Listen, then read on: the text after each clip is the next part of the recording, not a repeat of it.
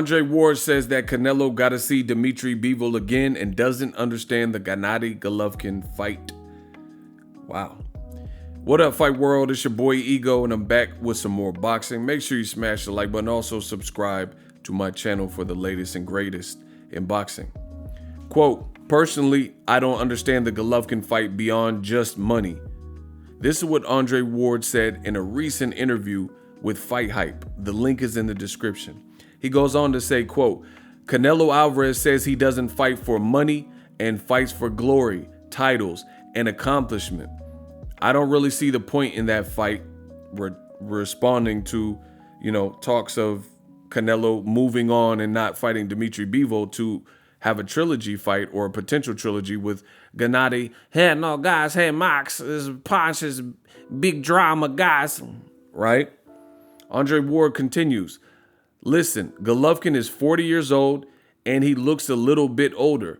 I think that's based on the ring style. He's taken a lot of punishment in these fights, and trust me, that same punishment is being taken in sparring. Golovkin hasn't done anything to earn a third fight with Canelo, and Canelo initially said there's no reason for us to fight again. Then he starts to do the math. Okay, he's getting older, it can still sell, and he's not looking like himself. Golovkin hasn't looked good for several years now. What has he done to bring excitement? Fans are going to be fans, I mean the hardcore fans, but Golovkin, he hasn't done anything to earn another shot at Canelo. This is Andre Ward speaking. Andre Ward continues, I don't understand the fight other than try to make some money. You're trying to give him another payday, and it's a good payday for Canelo, then I understand it, but if it's about some glory and unfinished business on paper, I guess the way the two fights with Canelo and Golovkin happened, you could say that, but I don't see the point. And I don't see what that does for Canelo's legacy. If Golovkin wins, it's obviously a great win for him because he's getting older. I think Canelo having that praise that he has had, people saying that he's an all-time great Mexican champion, I think he has to run it back with Dmitry Bivol. Boom. I mean, the walls are closing in on Canelo Alvarez. You can say whatever you want. I think the whole saga with Dmitry Bivol did not play out how it was expected. I said it, Andre Ward said in this interview, there was a grave mistake and miscalculation made by Eddie Reynoso and also Canelo Alvarez. I truly believe that Canelo thought that it was going to be sweet with Dmitry Bivol because this is a pattern with Canelo Alvarez. Fighting guys historically, not fighting guys off of their best performances. Meanwhile, you look at a guy like Floyd Mayweather, who some Canelo fans actually detested. They said, oh, I don't like Floyd. He waited for guys to get old. Floyd is a runner. Floyd is a coward. Floyd is a cherry picker. But Floyd fought guys coming off of some of their best recent performances. Ricky Hatton, undefeated. So you can't knock that. Canelo was undefeated. You had Antonio Margarito, who got stopped by Shane Mosley. Shane Mosley's next fight was Floyd. Money, man, easy work. I ain't got to worry, but like I said, Shane Mosley, I barely even know who to, right? And he fought these guys coming off these performances. Cotto had avenged the Margarito loss. A lot of people think Margarito cheated in the first Cotto fight.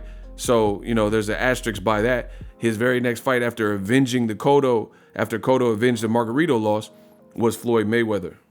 So Floyd fought people. Canelo was coming off the Austin Trout performance. Maidana had just thrashed Adrian. Algebra book, Auntie's bacon, right? He was riding high off of, everybody in boxing was talking about how Broner got dropped and took his first professional loss. So Floyd then chose to fight him. That's not the case for Canelo. Payday, you want payday. I know that, right? Caleb Smith. The pandemic had been going on, so the fight fell apart. And Caleb Smith, you look at his recent fights, his fight right before that, he was on a year-plus layoff.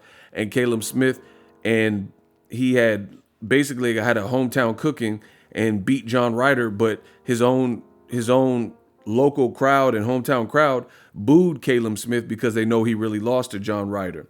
You look at Danny Jacobs had a lot of tough fights from Golovkin to Sergey Deryevchenko. That's when Canelo decided to fight him. Some people thought Deryevchenko won versus not only Triple G, but also Jacobs. So you guys got to keep this stuff in mind. And I could do this all day because I actually know boxing and study this beautiful sport. Listen, in the last 30 days in the month of April, I looked at my YouTube analytics and it showed me something. It showed me 50% of you guys that watch my content subscribe. So thank you. The other 50% did not. Let me know what I need to do to earn your subscription. We running the numbers up, and I'm trying to make sure the boxing message, the boxing news gets out to more people. So help me reach more people. You guys, there's many ways you can support the channel. That's the free way.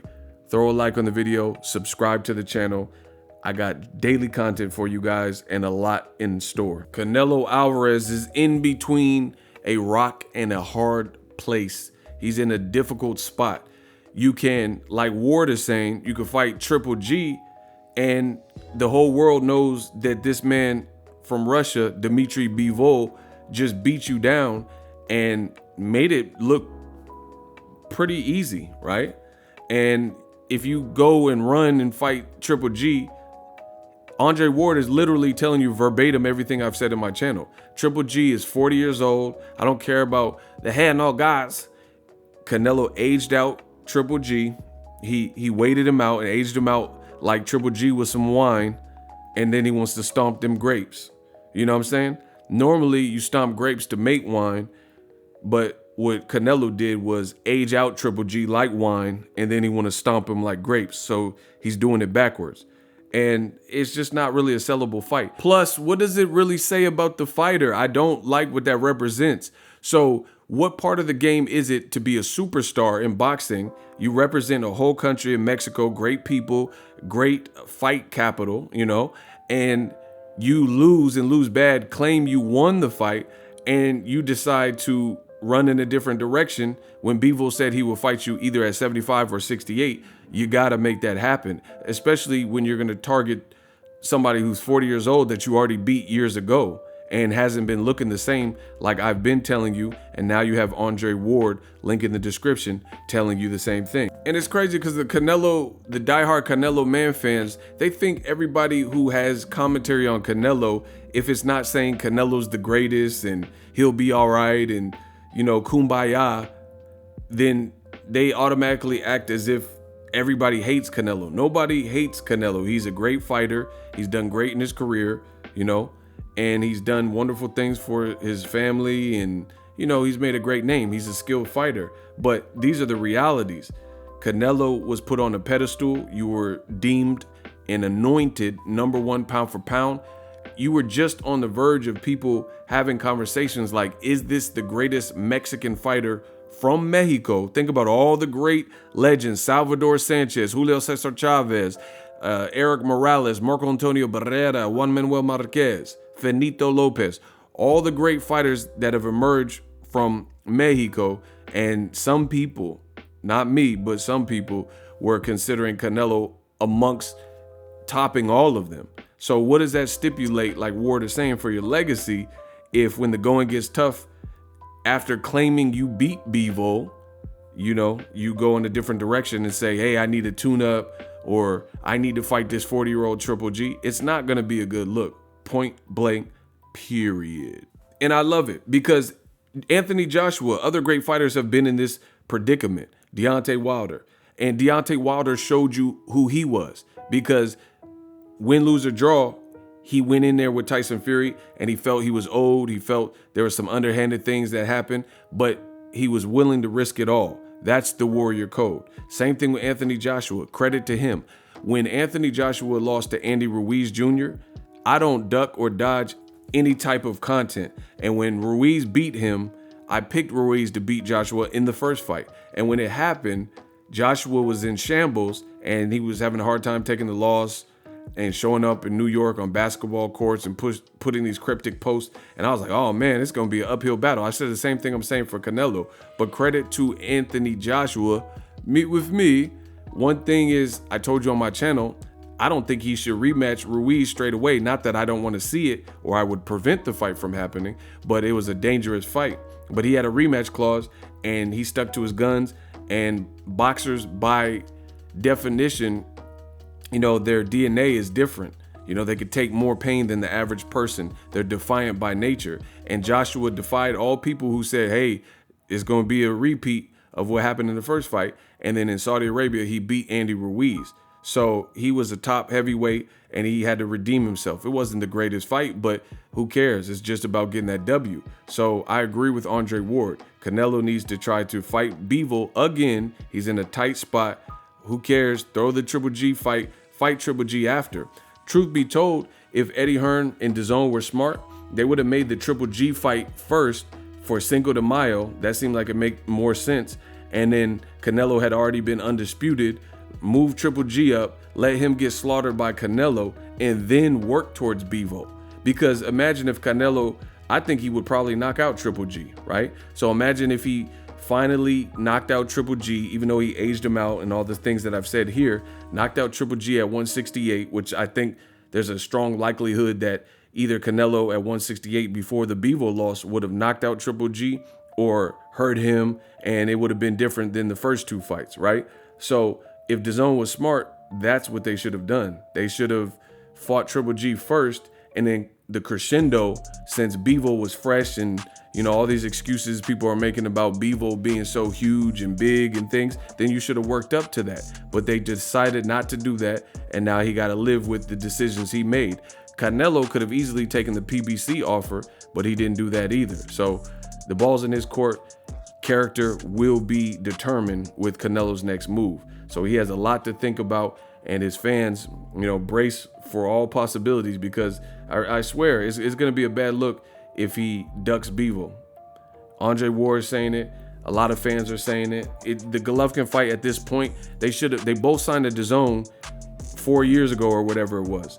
And Andre, Triple G, Canelo on DAZN network, none of them fought each other. It's too late.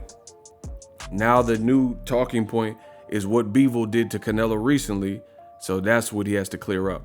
Drop your thoughts in the comment section. I'm the best in the business. Subscribe to the channel, and I'm out. The future is now. The Hibernation 5s by Kenichi Bear. Hybrid gaming and lifestyle headphones. Out of the box, you can connect to any console or PC. Bluetooth ready with a low latency USB adapter, color RGB, and extreme bass mode. The Hibernation 5s adjust to you. Whether you need a gaming, travel, gym, or lifestyle headphones, the Hibernations got you covered.